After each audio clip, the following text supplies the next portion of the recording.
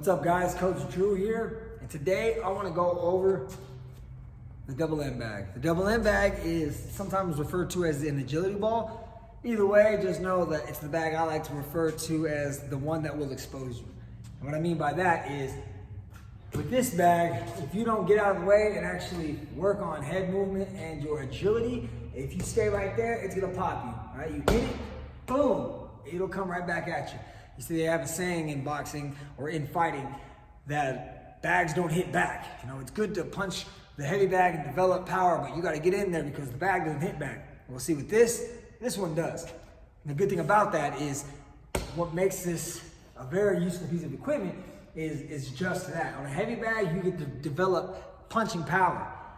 With the double end bag, you get to develop your agility, you get to develop your reflex. And so what I like to do and what I tell people that I work with to do is start slow. You see, if you come at this bag like you would a traditional heavy bag, you just start wailing on it, it's gonna go all over the place. So to control this bag, I'll have people start with just the jab, and I'll have them throw the jab out, and then I'll let the bag move. I'll throw the jab out and let the ball bounce, and I'll get familiar with the rhythm that the ball has, that the bag has. So the first tip I'm gonna give you is don't punch this thing with all you got, because the harder you punch it, the faster it's gonna move. You see that? The faster it moves, the harder it is to time it and keep up with it. So as a beginner, what you wanna do is you'll get in your fight stance and you'll just hit the ball and you'll kind of let it bounce a few times and find that rhythm and hit it again. And see, what you wanna do is make sure you're hitting the bag dead on. If you hit the bag at an angle or on the side, it's going to send it off in a rotation that is going to be impossible to keep up with. If you do find the bag going out of your way, just stop and reset. And just stand here and work on finding that rhythm. Once you begin to develop hand speed and you start to develop a rhythm, you see I'm kind of swaying with my legs and getting my entire body in rhythm, and I'm following it. Then you can double up the jab. Once you start feeling good with that, incorporate the straight cross. 1, 2. Reset. 1, 2. Again, as you begin to develop a rhythm and hand speed, 1, 2, 1, 2, 1, 2. Now, what you want to keep in mind is, and I said at the beginning, that this bag will expose you. And what I mean by that is if you just stay right here in front of it, boom, boom, and you don't move, it's gonna get you.